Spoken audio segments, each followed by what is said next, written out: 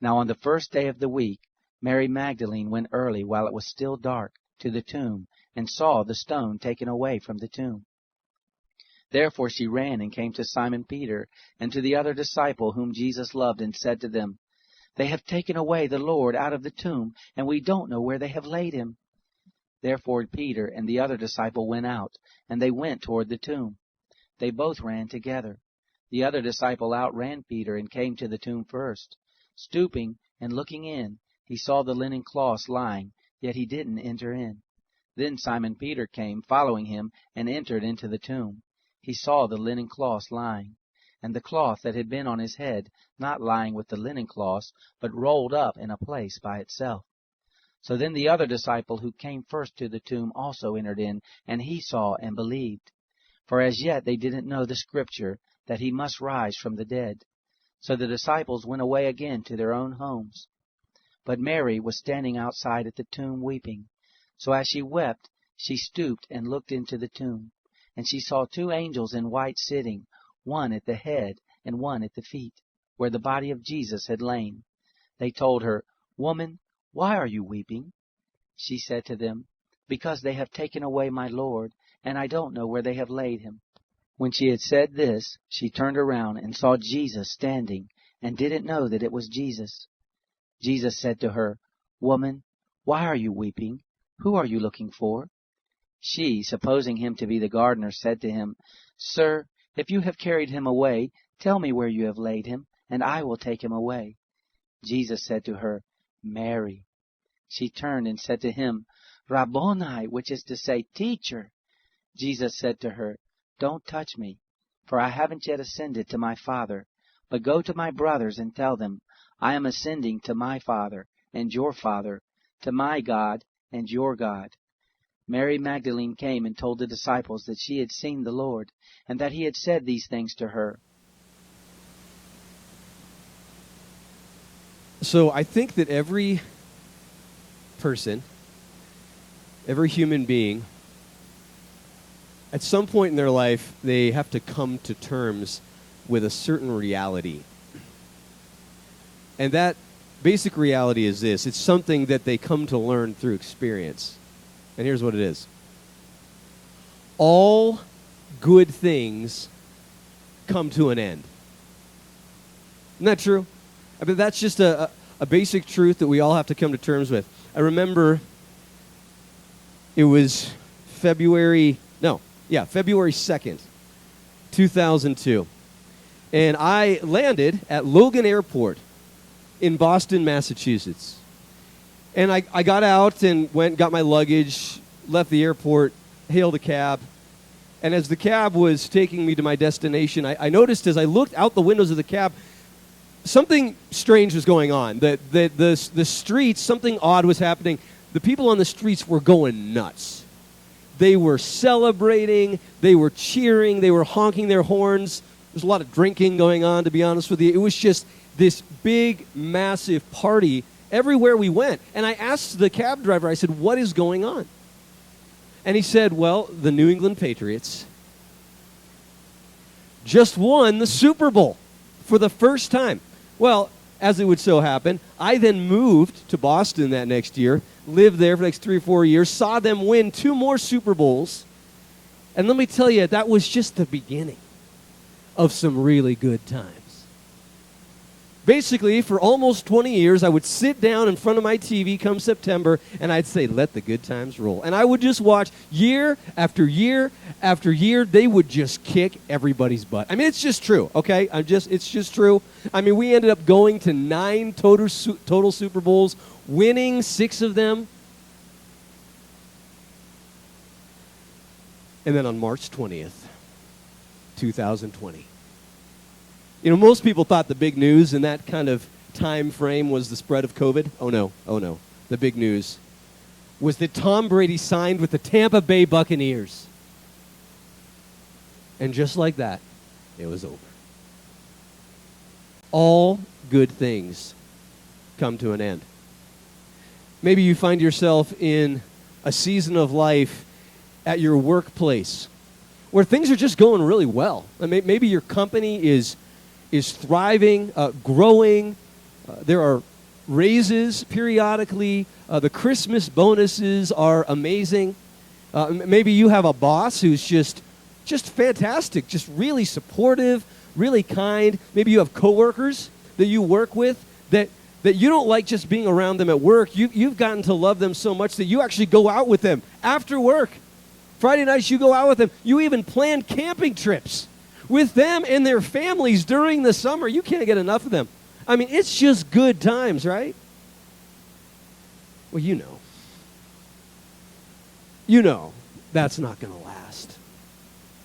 There's going to come that point when maybe the boss gets a promotion and gets replaced by somebody who's a total jerk, who's not supportive, who isn't kind, who's always looking over your shoulder. You're going to find that some of the coworkers that you love, they move on, they get other jobs, and they get replaced by people that you can't stand being in the coffee room with them for 30 seconds, let alone going camping with them and their family.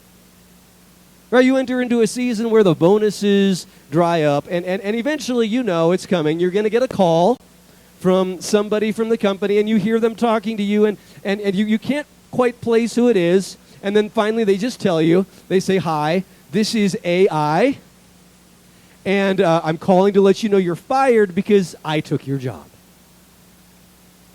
Right? We all know this. All good things come to an end. My wife and I are in one of the sweetest times in life. We have all three of our kids at home. I get to kiss them goodnight each night, get to wake up in the morning. Sometimes they're in our bed with us in the morning. I get to watch them learn how to do things like play the piano. My daughter's playing the piano in church today. I get to watch them learn how to ski and play basketball and grow and learn.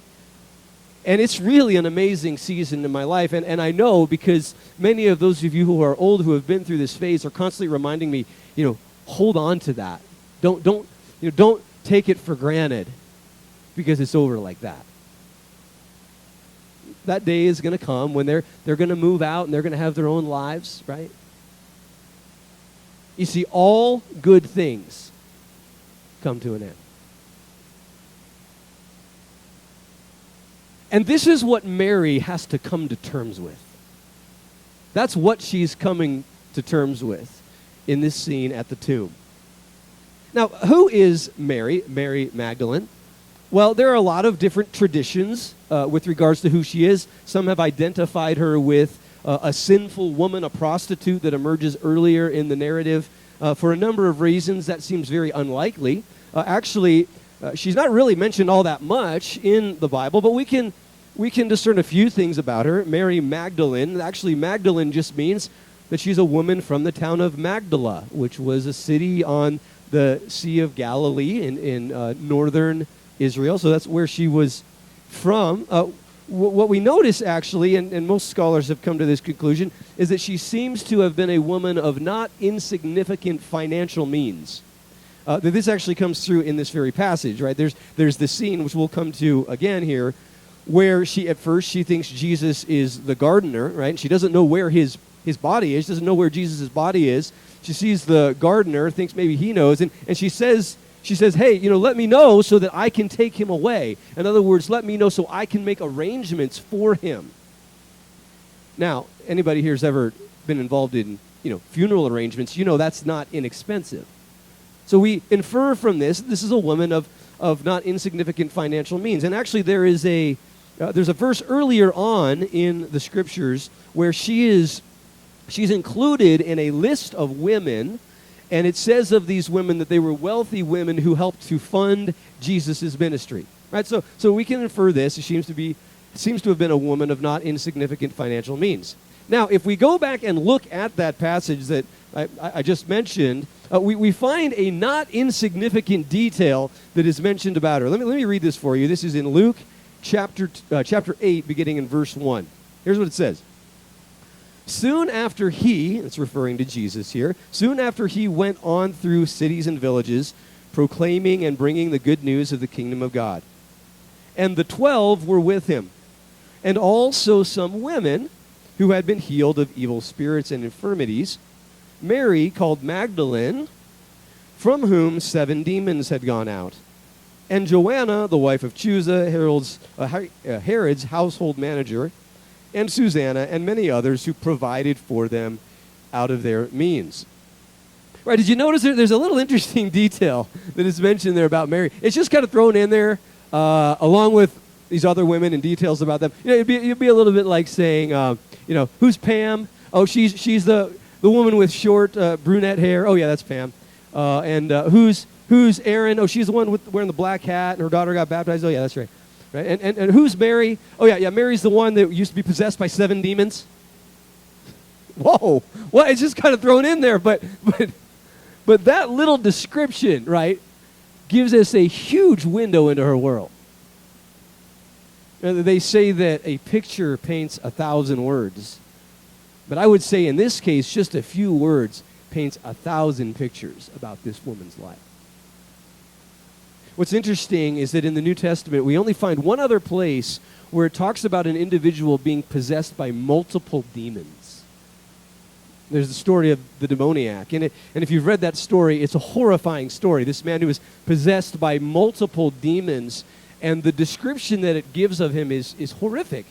He's an individual whose life is completely robbed, completely taken of him. He's an individual who he's not safe. He's not safe even with his own life. He has to almost be protected from himself. He's such a danger to society and to himself that the community decides that they have to chain him up. They tie him up with chains outside so that he won't hurt others and hopefully he won't hurt himself. But he's so not in control of his faculties that he ends up breaking out of these chains. He ends up tearing his clothes off in anguish and just sort of running around the countryside, right? Just tormented, his life taken from him. That's the only other picture we get of somebody who is possessed by multiple demons.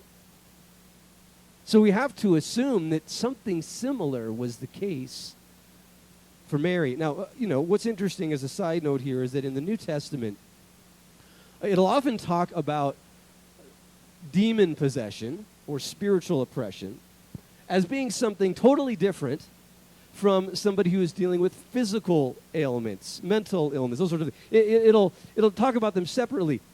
But then other times in the New Testament, it seems to refer to them as sort of one and the same, as almost it's the same thing, and you can look at it from one or another angles. Now, whatever the scholars debate this is what big theological question, whatever anybody's view of that might be, what we can all agree on is that this individual, Mary, her life was completely messed up. She didn't really have the opportunity to experience life in any meaningful sense. She's unable to have relationships, unable to think clearly. And then what happens? She encounters Jesus. And everything is turned around. And then, from that point on, what we notice is that the good times start to roll. Because what we discover is that when she's healed of this, that then she begins to follow Jesus around. And she's with Jesus. We find that popping up here and there in the narrative. She's with Jesus. So we have to assume that she experienced so many of the things that Jesus did. She was a witness to the amazing things that Jesus did. There's a story of a man who was reduced to poverty because he was blind. He was unable to see, so unable to work, and so his only way of making any sort of financial gain was begging. And Jesus heals this man of his sight, gives him his sight. And we have to assume that Mary saw this. Like she was a witness to this sort of thing. We read about Jesus calming a storm at sea. We read about Jesus healing a sick boy.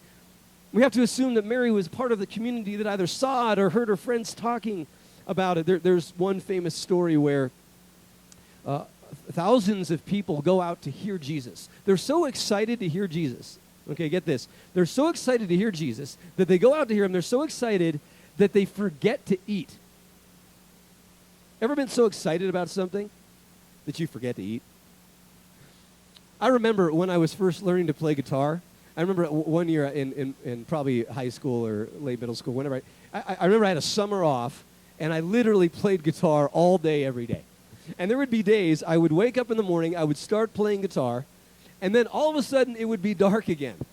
And I would realize I hadn't eaten anything. I was just so excited. You ever had that experience before? You're so excited about something, you forget to eat. Well, that appears to be what happens to this crowd of people. Thousands of people go out, they're excited to hear Jesus, they forget to eat.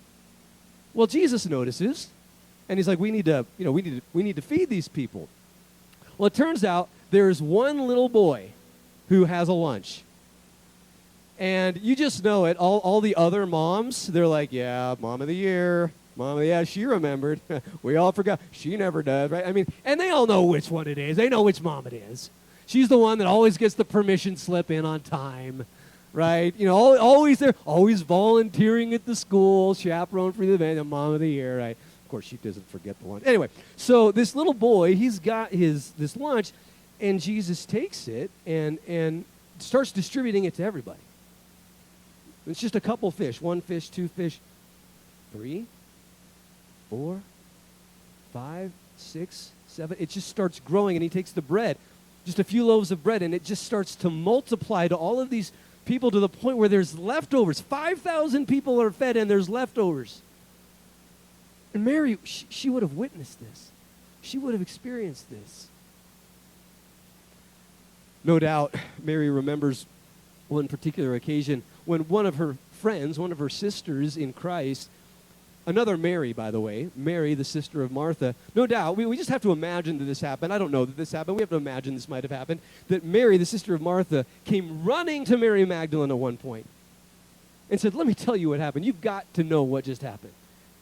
She's like, well, what happened? She's like, well, Martha and I, we were at home, and Jesus was coming to our house. And, you know, he had his 12. He had the 12 men, you know, the men that were with him. And we were going to host them. We were going to provide hospitality for them. And so I'm helping, you know, Martha get the house ready and get the food ready. And the narrative doesn't say this, but I think this is probably what happened. And so then Jesus and the disciples come, and they're at their house. And, of course, Mary is not a man. And so she's not supposed to be learning. You see, learning is for the men, right? Hospitality is for the women. So I just imagine she's probably with Martha, and they're getting the house ready, but she keeps overhearing Jesus. She keeps overhearing the things that Jesus says, and finally she just can't take it. This is how I imagine it. And so she kind of sneaks up on the room, right? She's kind of peering around the corner, listening in, hoping nobody notices. And then the most amazing thing happens. Jesus sees her. He says, Mary, come in. Come, sit down. And so she's shocked, and she comes into this group of men, and she just walks right in and shuffles her little butt right in there, you know, between Peter and Andrew. Scoot over, boys. I'm sitting down, right? And she gets to listen to Jesus. And no doubt, after that was over, she went running to Mary Magdalene. Let me tell you what happened. You see, Mary Magdalene, from the moment she was delivered of this spiritual oppression, the good times were rolling. She experienced one of the most amazing seasons in human history.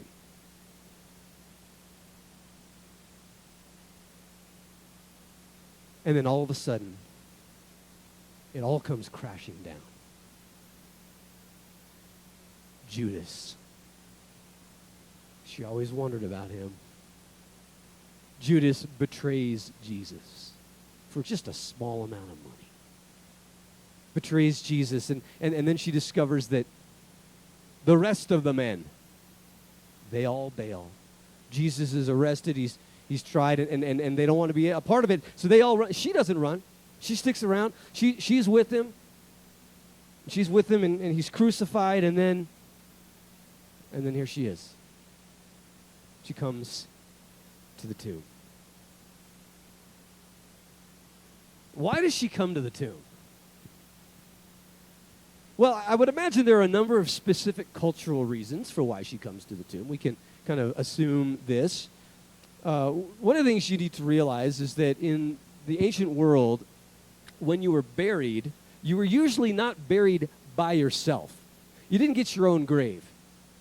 You see, we Americans, we're very individualistic, right? We want our own grave. We want our own everything, right? But not so much in the ancient world. In the ancient world, you very rarely did anything by yourself. I mean, in ancient Palestine, maybe you'd have a small house with just a few rooms, and there could be 8, 10 people living in that room, sleeping in that room. So, I mean, look, man, you don't even get your own room when you're alive. You think you're going to get one when you're dead? And so people were generally buried in these communal tombs. And so that's the case with Jesus. He was buried in this communal tomb, and he would have been buried, just his body would have been laid just on one of the ledges, like kind of like bunk beds in this tomb, not in a coffin, just laid in there. And the reason for that is because then one of the kind of things that they did culturally is they would leave the body in there until the body decomposed. And then quite a bit later, after the body had decomposed, then they would come back in and they would get the bones of the body and they would put the bones in a box known as an ossuary, and then they would bury the ossuary, right? That's how they did it. So think about this. You could have a tomb. It says that Jesus was the first one in this particular one, but the idea is that over time there could be many bodies in there. And look, not to be crude, that's going to start to smell. A bunch of decomposing bodies.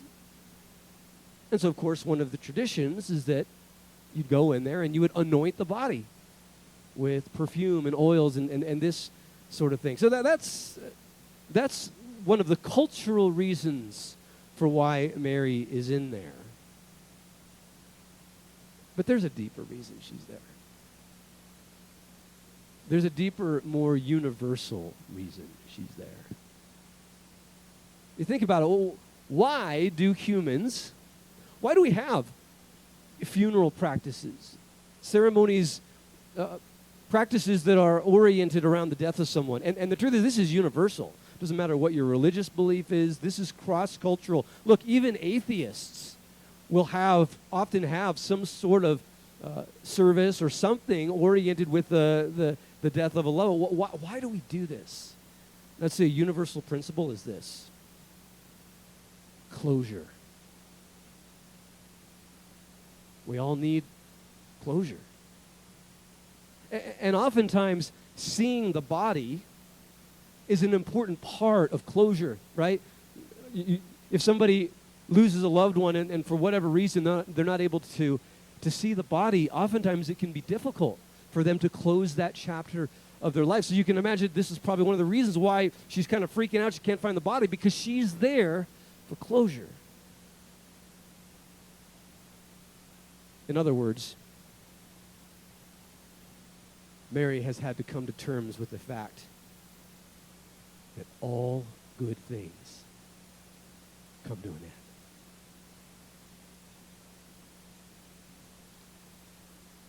Now, if that were the end of the story, if the story ended with Mary weeping at the tomb, I can tell you one thing: we would never have heard about it.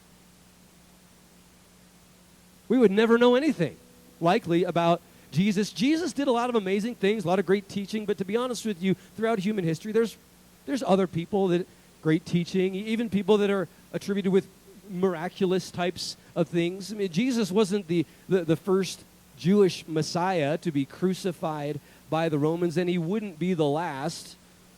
Most of us don't know anything about. So if it ended there, we probably wouldn't know anything about Jesus. We certainly wouldn't have the New Testament. You know something we also probably wouldn't have? A 2-day weekend. Really, I don't know if you ever thought about this before. It's a little bit shrouded in mystery how this occurred. Think about it. We have a 2-day weekend. Let me tell you something. In the ancient world, they did not have 2-day weekends. In fact, in the Roman Empire, in which this whole story takes place, it's actually unclear whether or not they had a weekly day off at all. They had a lot of religious holidays that people would take off, but in terms of a weekly day off, there doesn't actually seem to be one. Now, within the Jewish tradition, of course, Saturday was a day off, the last day of the week.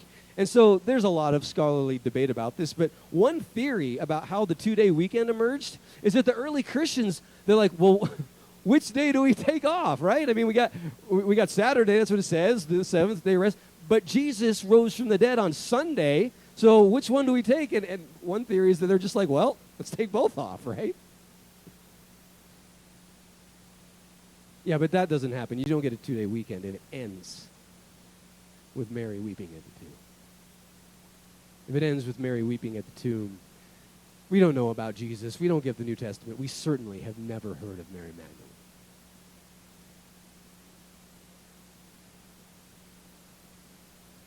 But friends, today is Easter. And what do we celebrate on Easter? We celebrate that this is not the end of the story. Let me read on here. Beginning in verse 11. But Mary stood weeping outside the tomb. And as she wept, she stooped to look into the tomb. And she saw 2 angels in white, sitting where the body of Jesus had lain, one at the head and one at the feet. They said to her, "Woman, why are you weeping?" She said to them, "They have taken away my Lord, and I do not know where they have laid him." Having said this, she turned around and saw Jesus standing, but she did not know that it was Jesus. Jesus said to her, "Woman, why are you weeping? Whom are you seeking?" Supposing him to be the gardener, she said to him, "Sir, if you have carried him away, tell me where you have laid him, and I will take him away." Jesus said to her, "Mary." She turned and said to him in Aramaic, "Rabboni," which means teacher. Today, we are finishing our series, a series we began 6 weeks ago, a series called Pivot.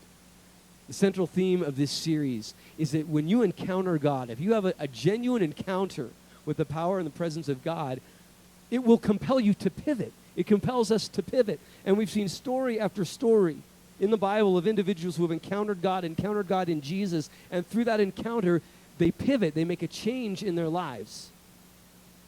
And of course, we discover exactly the same thing here with Mary. We see in this story, she pivots, she turns. Now, I want us to notice something interesting about her pivot. And that's this. It's something that we can then realize, I think, is true for many of us. The pivot can be a process. When you pivot, when you turn to Jesus, sometimes there's a process, and we see that that's what goes on with her, right? I mean, at first, she doesn't seem to even recognize these 2 angels, or she certainly doesn't seem to respond the way I think many of us would respond if you had 2 angels in front of you. And there's a lot of different scholarly answers to why she responds the way she does. She's clearly just confused. But then even more to the point, right, she doesn't recognize Jesus. Right, at first, she just thinks that, well, he's the gardener. So at first, look at this. At first, she is very skeptical of the whole thing. And maybe that's you here today. Maybe you're here today, and the truth is you're kind of skeptical about this whole Easter story, the resurrection of Jesus. And if that's you, let me just tell you, congratulations. You're in good company. Congratulations, you are a reasonable, rational person. You should be proud of yourself, right? This is the point. Of course, right? I mean, look, I like to put it this way. Not everybody believes in Jesus. Not everybody believes the Easter story. Do you know why that is? Because it's unbelievable. I mean, it is absolutely, no wonder some people don't believe it. It's unbelievable. But then notice, as she pivots, she finally does come to believe. And what's going on here? Well, here's what I would suggest happens here. What she begins to realize is that the normal, natural explanations just don't add up. And she tries them, right? I mean, okay, there's this guy. Okay, we know that the tomb was cut into a garden, right? So she just kind of assumes this guy coming, well, obviously it's not Jesus, right? He's dead. So it's got to be the gardener, right? So that's the rational thing to assume. But the more she spends time with this gardener, the more she looks at him, and when she hears his voice, she comes to realize that the most natural explanation, it just doesn't add up. And she comes to she comes to realize that the most believable explanation for what's going on is the unbelievable one. Right? And she comes to realize that the normally believable explanation is just now unbelievable.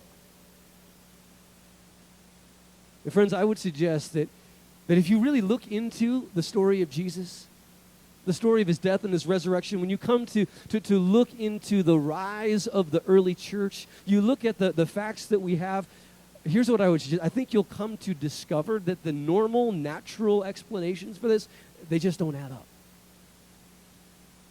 And that the most believable explanation is the unbelievable one. Jesus rose from the grave. Friends, this is the heart of the Christian faith. The Christian faith rises and falls on this particular point. Jesus of Nazareth was crucified, died, buried, and on the third day he rose from the grave. And this is the realization that Mary comes to. But there's so much that comes with that. You see, that realization leads to an even deeper realization. Here's what Mary comes to realize because Jesus rose from the dead. You ready for this? All good things will not come to an end, but are really just the beginning. Friends, that's the Christian faith. The good things in life, they don't really come to an end. It's just the beginning for those who put their hope in Jesus. It's just the beginning. A couple weeks ago, we talked about what it means to pivot towards Jesus, and we talked about pivoting away from self-indulgence, pivoting away from this very self-centered lifestyle. And what I want to suggest is that what actually enables us to pivot away from self-indulgence is this deeper realization. Because really, what is it that fuels self-indulgence? It's FOMO. It's fear of missing out. Self-indulgence is this eat, drink, and be merry because tomorrow we die mentality. That's why, well, I got to get it now. I got to get what I want. If I don't get it now, I'm going to die, and that's going to be it. But you see, when you come to realize that in Jesus, all good things do not come to an end, but are just the beginning, that's what enables you to pivot away from self-indulgence. This is why Mary clings. You notice this? Mary clings to Jesus. Here's what it says. Verse 17, Jesus said to her, "Do not cling to me, for I have not yet ascended to the Father, but go to my brothers and say to them, I am ascending to my Father and your Father, to my God and your God." Okay, now, again, I think there's more going on here than just what appears in the text. Oftentimes the text telescopes is the technical term for just sort of summarizing and leaving some details out. I think what we can infer from this, because it just makes sense, is this. As soon as she realizes that this is Jesus, what does she do? She runs up and hugs him. Wraps her arms around him, and I can just imagine that Jesus hugs her back. And there they are, they're hugging, and she won't let go. And have you ever had one of those hugs where you maybe haven't seen somebody in a long time, and they're hugging you, and you're hugging them, they're hugging and hugging and hugging and hugging, and then it kind of gets awkward, you know? You know what I mean? Like, yeah, like you keep, you know? I imagine that's what's going on here. Jesus is like, oh, okay, Mary, all right, okay. Right, don't cling to me. And then basically he gives a very theologically robust way of saying, Mary, I'm not going anywhere. That's really what he's saying. I mean, within the historical context, what he's saying is, basically what we learned is he's going to be around for another 40 days before he ascends to heaven. So he's not going away right away, right? So he's 40 days and he's going to ascend to heaven. And then, of course, she's going to learn that he's going to send his Spirit and that ultimately he's going to return. And so you say, you know, I'm not going anywhere. But man, I can understand why Mary's clinging, right? I mean, she is clinging to eternal life.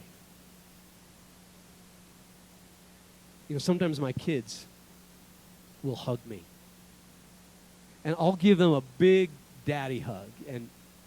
And sort of like a way of saying, look, you're safe. You're secure, right? Daddy's with you.